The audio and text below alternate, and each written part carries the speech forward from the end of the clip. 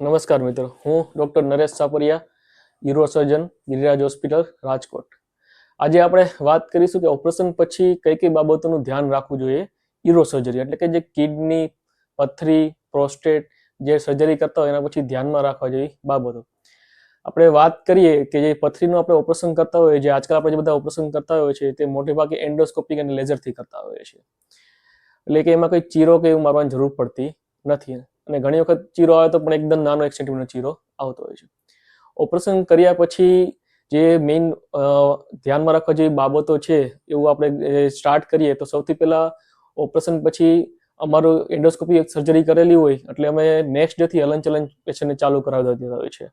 હલનચલન કરવાથી ફાયદો એ મળે કે પેશન્ટને એક તો ફીલ બેટર થાય, એની શ્વાસોશ્વાસની પ્રક્રિયા છે એ સારી રીતે થાય, જે ખાવાનું ચાલુ કર્યું છે ખોરાક છે એ પાચન થવાનું ચાલુ થઈ જાય, જેનાથી સંડાસમાં જોર લગાડવાનું કે તકલીફો ના થાય, કોન્સ્ટિપેશન ના રહે, કબજિયાત ના રહે. એના માટે એક વસ્તુ.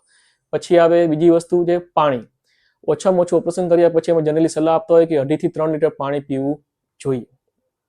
આના પછીની છે અમુક દવાઓ, જેમ કે અમુક એન્ટીબાયોટિક આપતા હોય છે, એનાલ્જેસિક એટલે કે દુખાવા માટેની દવાઓ આપતા હોય છે, એ ટાઈમ પર લેવી.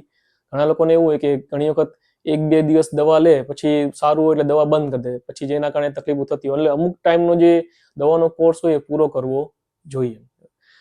આના પછીની વાત કરીએ તો સ્ટોનની અમુક સર્જરી પછી અમે અંદર એક સ્ટેન્ટ મૂકતા હોય, જેને આપણે દેશી ભાષામાં કહીએ નળી. આ સ્ટેન્ટ ટેમ્પરરી હોય એટલે જનરલી અમે મિનિમમ 10 થી 15 દિવસ રાખતા હોય છે, પછી પાછું દૂરબીનથી જે સ્ટેન્ટ રિમૂવ કરી દેતા હોય છે. અમે એવા ઘણા પેશન્ટ જોતા હોઈએ છે કે જેને 1-2 વર્ષ પહેલા કે 5 વર્ષ પહેલા કે 10 વર્ષ પહેલા સ્ટોનની સર્જરી કરાવી હોય, પછી સ્ટેન્ટ કઢાવવાનું ભૂલી જ ગયા હોય કોઈ પણ કારણસર.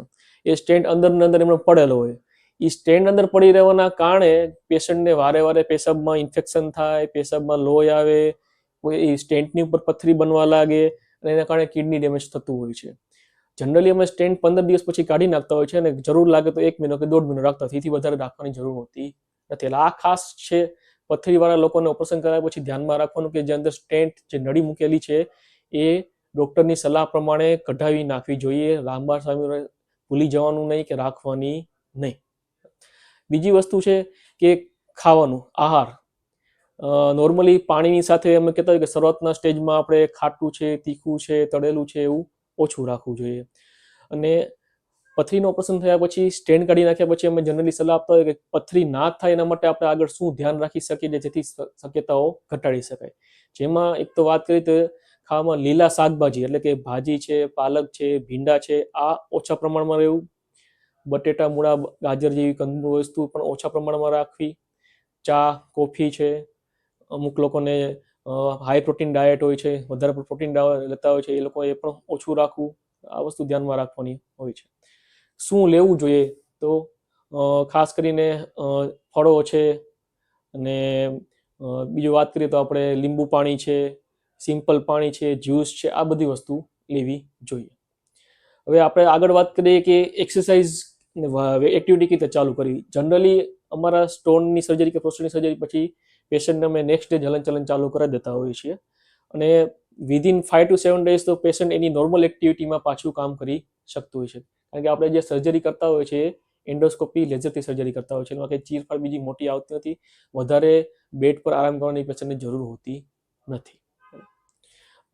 અને આ પ્રમાણે આપણે આગળ જ્યારે ડૉક્ટર કહે સલાહ પ્રમાણે પાછું અમને ફોલોઅપમાં દેખાડવા માટે આવું, અને જરૂર જણાય તો આગળ બીજી દવાની કંઈ જરૂર છે કે એને પ્રમાણે સલાહ પ્રમાણે દવા લેવી જોઈએ. Thank you.